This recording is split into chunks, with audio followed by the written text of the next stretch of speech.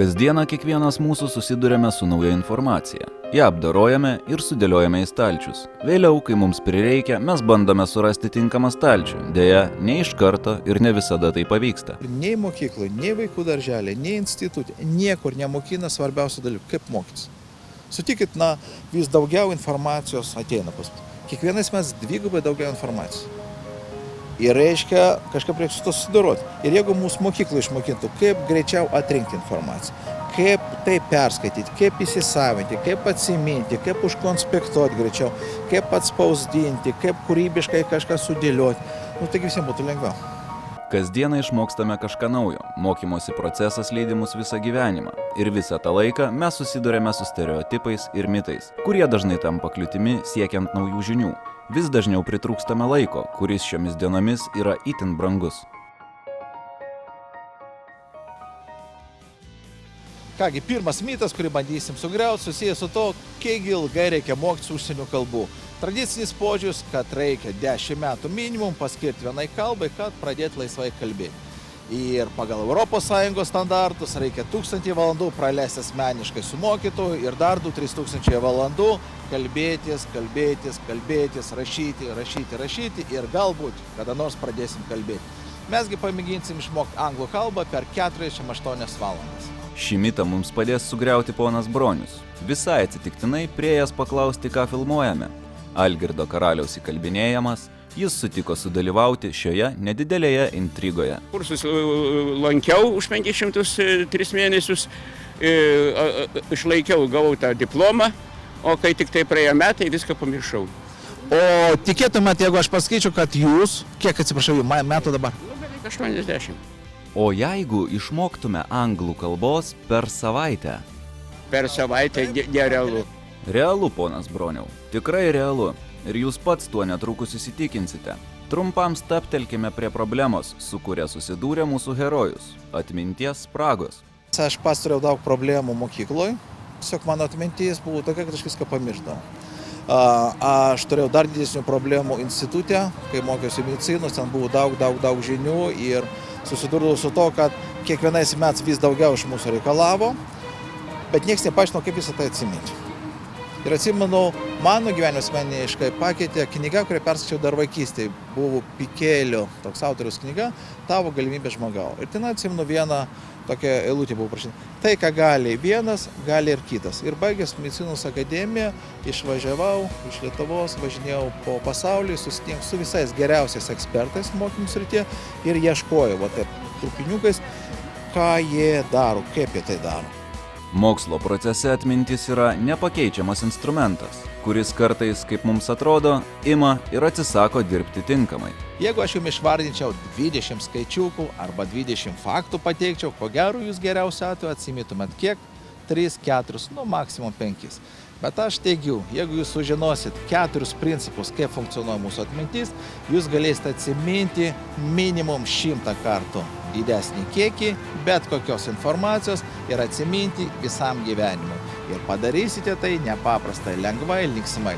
Taigi pasižiūrėkim, kągi jūs sugeba, kokia yra galinga jūsų atmintis, jeigu jūs žinot, kaip ją naudotis. Taigi, kelią pastoja dar vienas stereotipas.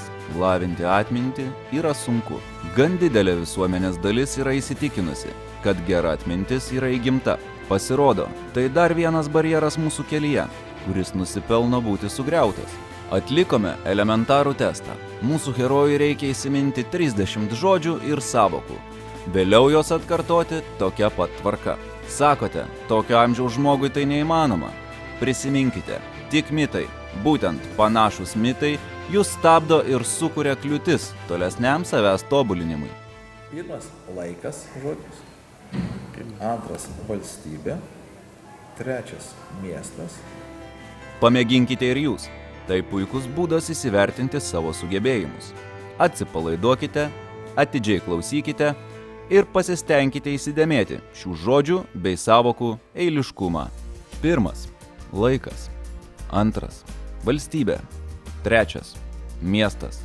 Ketvirtas – transportas. Penktas – judėjimas mieste. Šeštas – oro uostas. Septintas – stotis. Aštuntas – viešbutis. 9. Architektūra. 10. paslaugos, 11. paštas, 12. žmogus, 13. veiksmai, 14. įvardžiai, 15. kūno dalis, 16. emocijos, 17. bendravimas, 18. maistas, 19. pinigai, 20. daiktai, 21. higienos priemonės, 22. namas, 23. baldai, 24. virtuvė, 25. augalai, 26. daržovės, 27. vaisiai, 28. orai, 29. spalvos ir pagaliau 30. skaičiai. O dabar pasistengkite tai užrašyti ant lapo, tą pačią tvarką. Oi, kaip čia dar. Pinigai, tai čia jau gerai, pinigai. Po oro uostą, dar buvo miesto.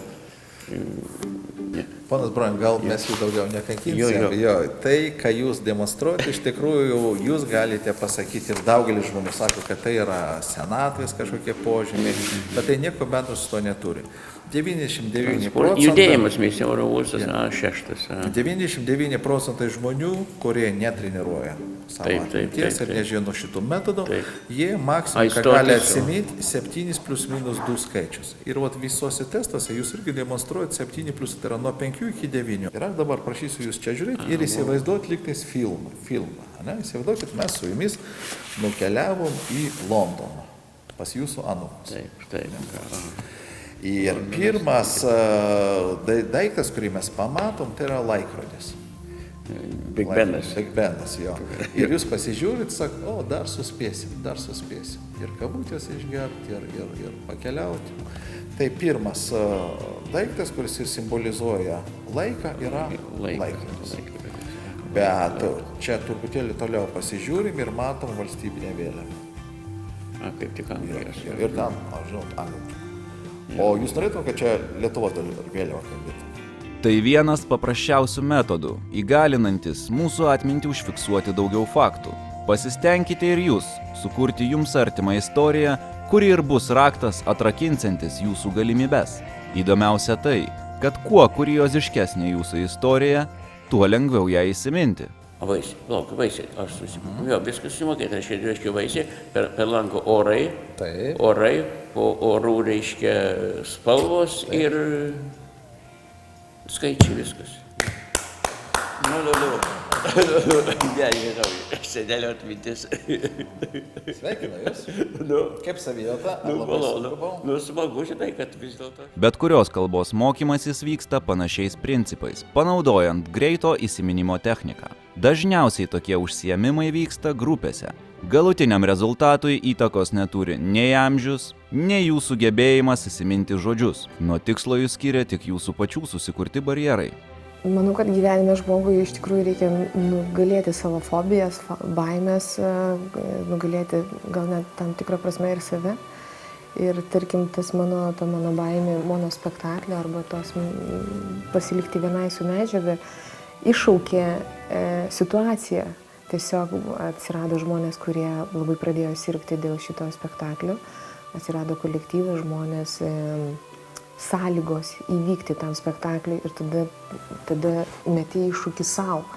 Nejaugi neįmanoma su to susitvarkyti, kodėl savo, vadinkim, trūkumus nepaversti, tarkim, privalumais, arba kodėl savęs nenugalėti, kada ateis tas laikas, nugalėjimo laikas.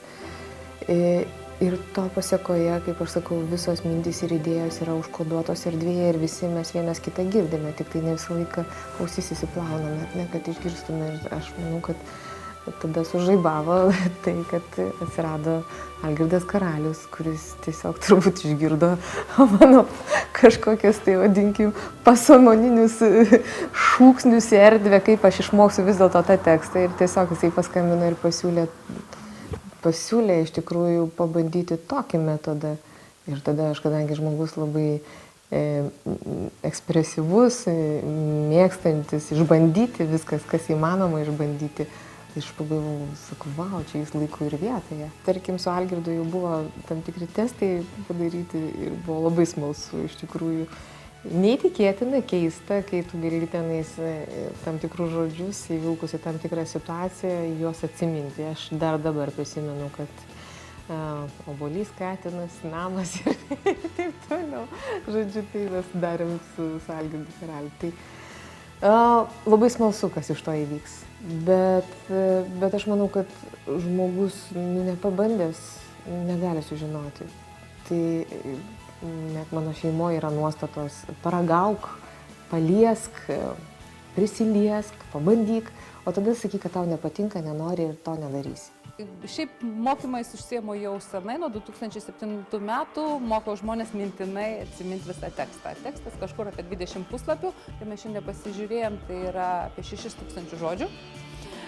Ir jį reikia papasakoti visą nuo iki ir aišku papasakoti taip, kaip pasakoja aktoriai teatre savo rolės.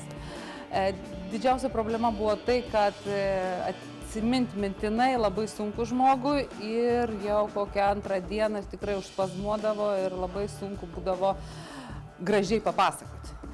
Tai yra kitoks mąstymas mūsų smegenims, jeigu galima taip sakyti, nes mes jau vadovaujamės kūrybiniu mąstymu, o ne tiksliu konvergentiniu mąstymu, jeigu moksliškai pasakius.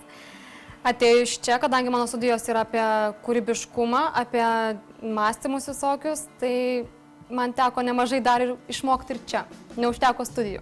Tai visai, ką aš mokinaus, pritaikiau praktiškai ir esu dėkinga labai Jūratei, nes tai yra mums tikrai nauda ateičiai. Anksčiau mokymai būdavo taip, 2 savaitės mes grinai mokydavomės tekstą. Grinai, nuo iki 2 savaitės buvo tik tai teksto mokymas. Šiai dienai mes mokėmės 4,5 dienas. Ir jau tikrai visą tekstą jie moka, gali papasakoti. Aišku, dar šiek tiek galbūt reikėtų pašlifuoti, bet tiek, kiek paprastai žmonės išmokdavo per 2 savaitės, čia 4 dienos. Sudėtingą informaciją mes turim transformuoti į kažką paprastesnio, į vaizdinį. Taip, pavyzdžiui, skaičių į vaizdinį tenai. Antras yra lokalizacija, turi būti maršrutas. Kai kažkoks tai labai lengva, kodėl mes vaikščiam, tai yra lokalizacija pririšama. Trečias yra asociacija, mes turim kažką su kažko susiekti, mintį su mintį. Ir vizualizacija, viską tai vizualizuoti.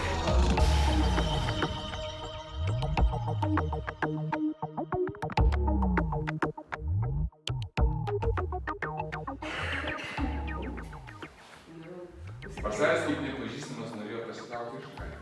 Bet jaunosios ponios arklys galbūt dėl to, kad pėsų klasdelio kunigo sultaną ir baleriną siūktelėjo į šalį.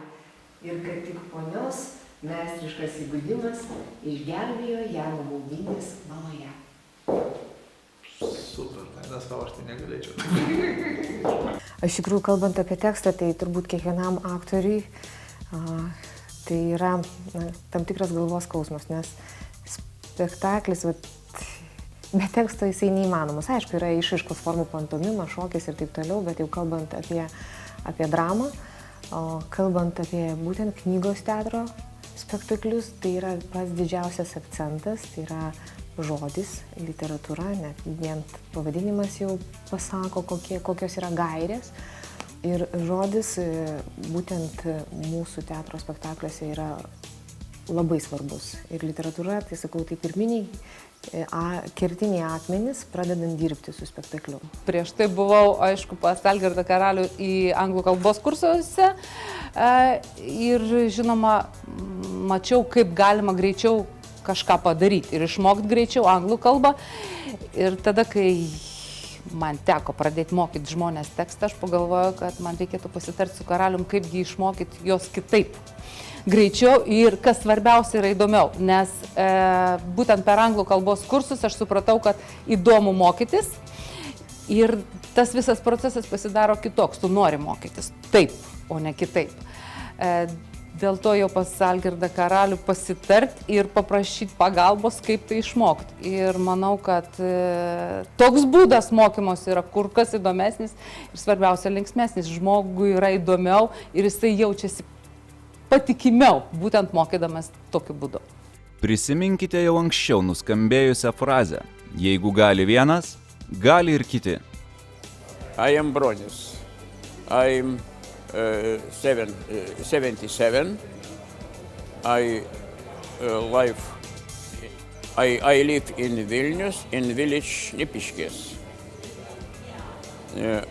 I have a daughter and a grandson. He is 19. His name is Paulius. Niekada neabejokite savimi. Griaukite užtvaras, kurios jums pastoja kelią. Mitas, kurį bandysim sugriauti, susijęs su magišku skaičium, kuris yra 10 000. Būtent tiek valandų reikia praleisti, norint išmokti groti gitarą arba tapti profesionalu. Mes pamėginsim išmokti gitarą groti per žymiai trumpesnį laiką.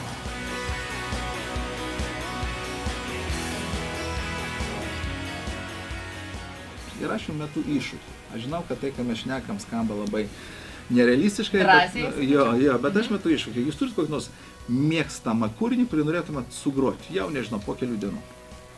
Gerai, iš tikrųjų pas mane kiekvieną ketvirtadienį būna koncertai, šiandien yra penktadienis, tai vadinasi, po nepilnos savaitės jūs man teigiat, kad aš visiems savo klausytojams galėsiu sugroti savo man patinkančią dainą, taip? Taip.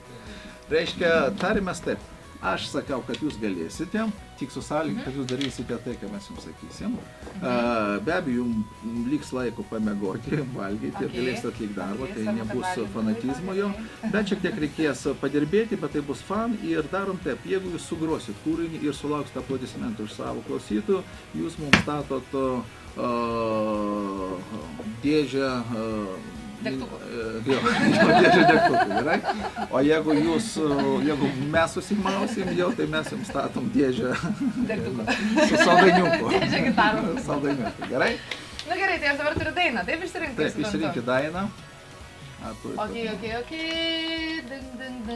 Ding. Kažkokią reikia prisiminti, kur gitaros galėtų būti daug. Ok, žiūrėkit, yra viena daina, kurią aš ir mano kolegė Silva labai mėgdavom groti mūsų vakarėlių pabaigoj. Tuoj prisiminsiu pilną pavadinimą.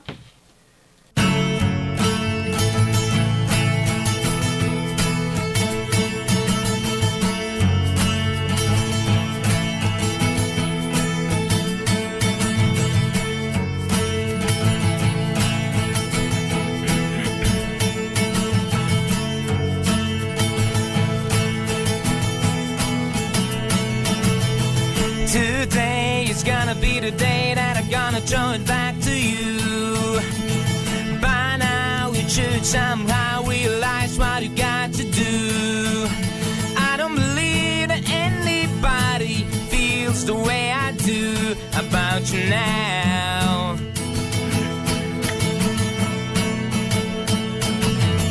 Backbeat, the world was on the street, that the fire in your heart is out. I'm sure you heard the song before, but you never really had a doubt. I don't believe that anybody feels the way I do about you now.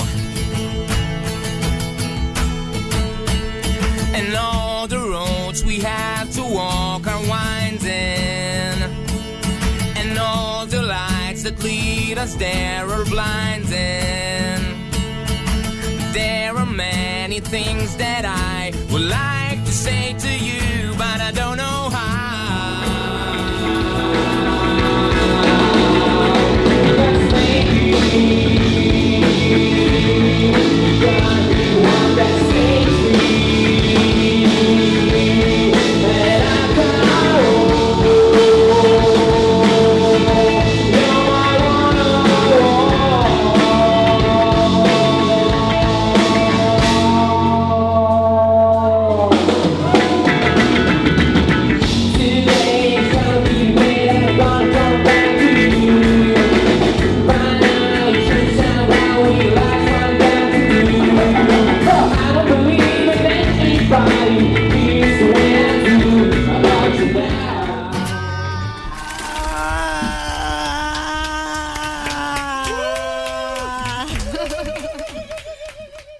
tai kadangi radijai dirbu, tai gal to streso moku apmažinti, tai nebuvo taip jau, kad labai baisiai, bet, žinojimas, kad būtent ketvirtadienį, 6 valandą turiu visai Lietuvai pagroti kūrinį, tai manau, kad jis, pakankamai pareigoja. Jūs sugebate lygiai tiek pat. Jums nereikia vargti metų metus. Turbūt skambės kurioziškai. Bet ar patikėtumėte, kad per vieną naktį galite išmokti groti 3 dainas?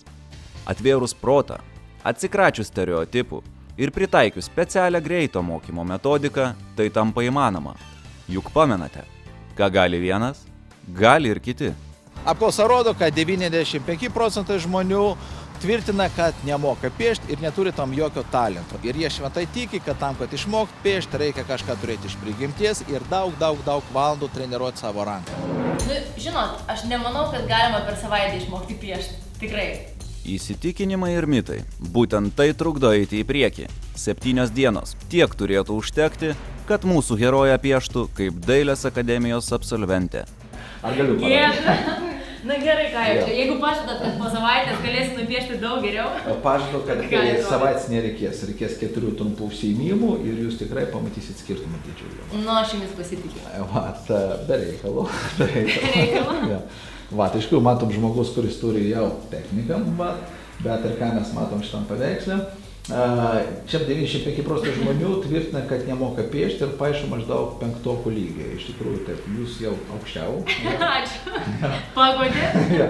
Bet mes matom, kad tai paišė jūsų tas vadinamas kairysis pusrutulis, nes labai daug yra realybės iškraipimo, tai iš tikrųjų akis ne taip plačiai turėtų būti ir matom nosytė net tokia visą elementų, kurios jau sukūrėte patys kairių pusrutulio pagalba, kuris atsakingas už logiką, už struktūrą.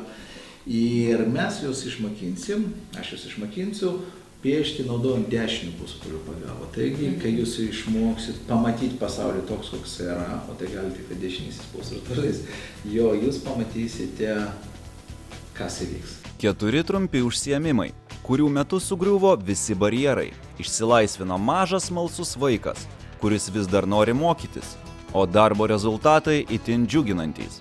Tai tik vienas iš nedaugelio mitų, kurie laiko mus supančioje ir nenori paleisti. Mes patys apsistatome barjerais. O kas yra blogiausia? Tokiais pačiais barjerais trukdome savo vaikams judėti į priekį, tokiu greičiu, kokiu jie galėtų tai daryti. Dabartinė sistema neapsimoka mokyti žmonės greit. Įsivaizduokite, jeigu visi baigtų raudonais diplomais. Institutai būtų perpildyti.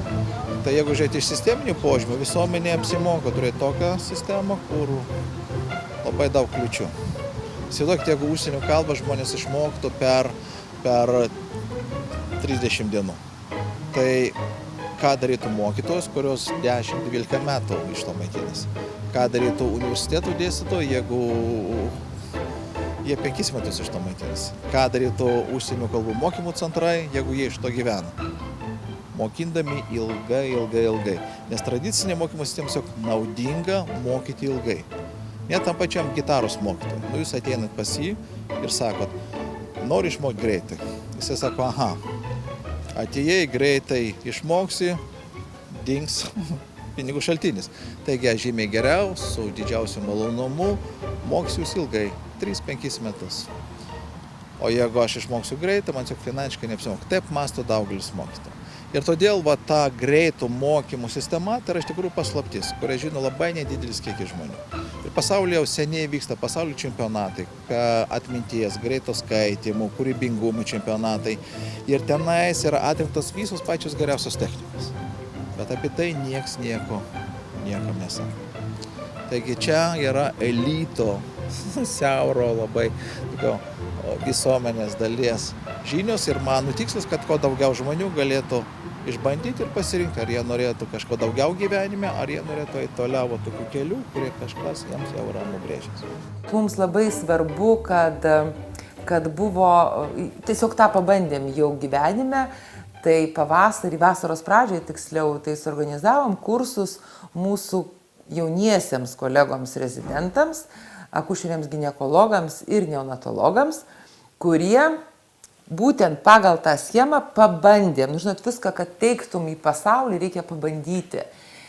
Tai buvo darbas komandoje, tai darbas pagal būtent tą metodą, kad pradžioj visuma, įgūdžiai atidirbami iki automatizmo, o po to jau atsiranda detalės ir gilinimasis labiau.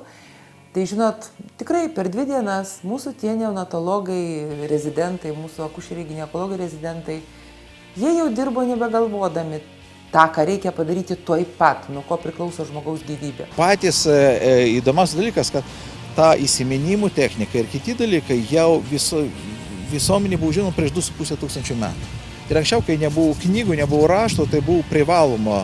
Bet kadangi į mokyklas vaikščio tik elitų vaikai, tai jiems buvo dėstomos tos elitinės pamokos. Ir mes žinom, kad ir Napoleonas, ir kiti žymus tenais žmonės, jie turėjo puikiai atmintį. Iš kur tiesiog mokyklo jos mokindavo. Bet atėjus knygom, atėjus tam visuotiniam švietėjiškam tam etapui, tai viskas dingo. Ir dabar nei mokykloje, nei vaikų darželė, nei institutė, niekur nemokina svarbiausių dalykų, kaip mokytis. Ir tai be jokios abejonės ateitis ne tik tai mūsų srityje, bet ir kitose srityse. Ir jeigu kalbėti, žinot, apie europinės arba pasaulinės tendencijas, tai Pasaulio sveikatos organizacija ir teigia saugumas ir kokybė. Mokytis greitai nelygu mokytis nekokybiškai. Žinios įsisavinamos greičiau, faktai ilgiau užsilieka sudėlioti į stalčius, o prireikus mums reikalingą stalčių randame greičiau. Kitas mitas, kurį bandysim sugriauti, susijęs su mūsų šventų tikėjimu, kad mes mokam skaityti. Aš tvirtinu, kad 99% žmonių ne tik nemėgsta, bet ir nemoka skaityti. Skaito labai lėtai ir viską pamiršta. Jeigu jūs perskaitote bent 10 knygų iš savo profesijos, pagal statistiką per metus jūs patenkat į 1% elito. Šiaip tai buvo labai daug žadanti antraštė ir nemažai ką man žadėjo. Man patiko vien tai, kad į pačius kursus reikėtų atsinešti 5 knygas, kurias per pačius kursus ir iškart perskaitysi. Tai aš aišku jau pasirinkau tas, kurios pas mane seniai dulka ir jau tokios neplonos knygos, nes pradžiai tikrai buvo daug skeptiškumo, netikėjau, kad taip jau čia jau kursai, stebuklai įvyks ir aš čia pradėsiu skaityti greitai. Tai, iš tikrųjų stebuklas galiu pasakyti įvyko, nes anksčiau tai skaičiau tik tai vienu metodu, nuo A iki Z, taip kaip buvau mokytas mokykloje ir universitete. Nors universitete turėjau jau turbūt pamokyti, kaip skaityti truputį kitaip ir atsirinkti, bet kažkaip, nežinau, aš matyt prastas studentas buvau. Tai tiesiog netikėjau, kad galima išmokti skaityti greitai. Ir aišku, buvo nemažai skeptiškumo, bet kelios dienos ir po seminaro iš tikrųjų įvyko stebuklas. Aš pats netikėjau, kaip per tas kelias dienas aš perskaičiau 5 knygas, kurios pas mane stovėjo gal 5 ar 7 metus lentynose. O čia aš jas visas praktiškai, galima sakyti, perskaičiau, o paskui dar per artimiausią mėnesį perskaičiau virš 30 knygų ir padariau mindmapus. Tai manau, man tai čia buvo didžiausias gyvenimo stebuklas. Aš nemačiau nei vieno žmogaus, kuris iki šiol nuobodžiaudavo skaitydamas knygas, nuobodžiaut, kai jisai daro mindmapus. Nes mindmapų sudarimas arba tas atminties žemėlapis sudarimas, jisai pajungia ir kairį, ir dešinį pusrutulį. Tenais yra skirtingos spalvos, tenais yra erdvinis išdėstymas, ten yra paveiksliukai, schemutės. Ir aš matau, kaip suaugę žmonės, kaip vaikų su malonumu, nes tai yra įtraukia mus, tai yra natūralu. Būtent taip mes turėtume mokyklų mokytis, universitetuose. Ir kai žmonės sako, aš jau moku skaityti, ką man reikia mokytis, aš galvoju, dėja, beveik visi įgūdžiai, kuriuos mes gavom mokykloje ir institutė susijęs su skaitimu, mums labai dažnai nepadeda, tik tai trukdo skaityti. Deja, bet pati didžiausia problema su knygom, kad 99% visų knygų parašyta, taip moksliškai tariant, knygos neatitinka kognityvinės ergonomikos principų. Ką tai reiškia? Čia yra daug vandens. 90% čia yra vandens. Tai išspausti iš knygos tą vandenį leidžia tie mindmapai, leidžia įvairūs metodai, kurie padeda mums ištraukti pačią esmę. O visą vandenį mes paliekam kam? Redaktoriams.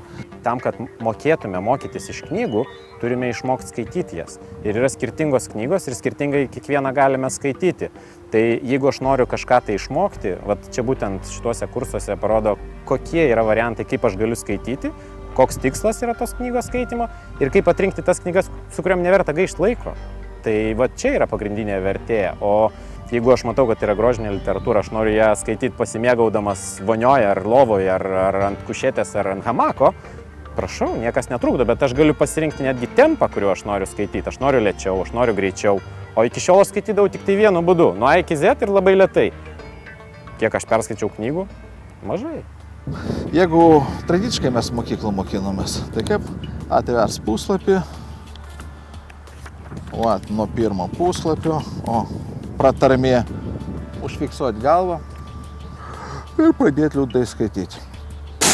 Po to, kol mes apverčiam puslapį, vėl užfiksuojam galvą, mes pamirštam, apie ką skaitėm prieš tai, po to vėl grįžtam. Iš tikrųjų, pačios didžiausios klaidos ir priežastys, dėl ko mes taip liūdnai skaitom, kodėl mums taip nepatinka, kad mūsų taip išmokino. O jeigu jūs panaudoksit paprastą instrumentą, pirštą, ir jūs tada skaitysit, žiūrėkit, tokiu tempu. Ir paradoksas, kuo tu greičiau skaitai, to, kas pas tave, didesnė dėmesio koncentracija, didesnis susidomėjimas. Sekantis dalykas, jeigu tu racionaliai skaitai, tai čia yra kaip karšta bulvė. Tu šitoj knygoje ieškai, o kas buvo, va čia pasižiūri, po to pasižiūri tenai, Čia yra vėlgi visai kitas būdas. Tu negali užmygti, kai tu naudoji karštus bulves. Bet jeigu tu naudoji fotoskaitimą, tai iš vis atrodo šiek tiek keistoka. Ir daugelį žmonių nesupranta, nes fotoskaitimas atrodo štai va taip.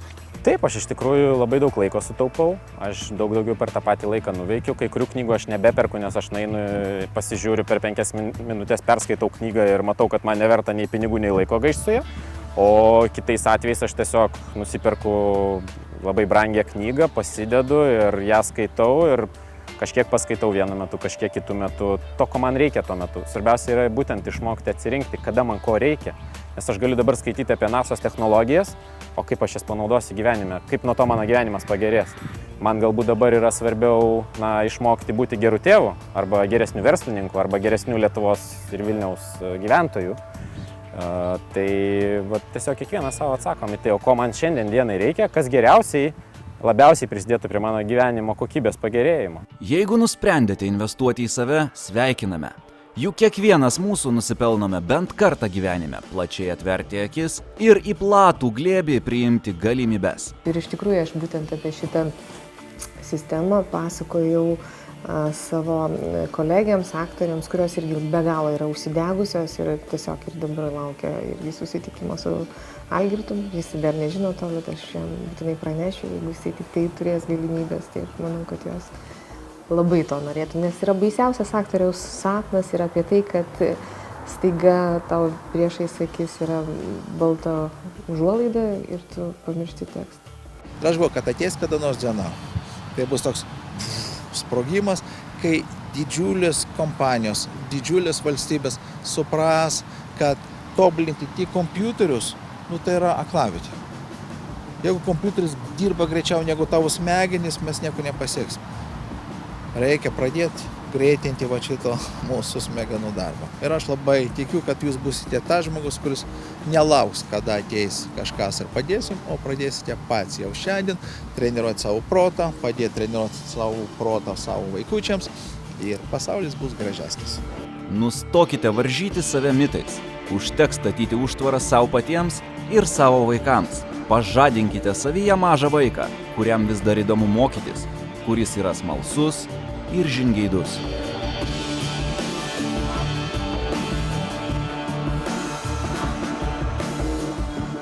Projektą pristato kaipišmokti.lt. Daugiau video pamokų įvairiausiamis temomis ieškokite internete adresu www.kaipišmokti.lt.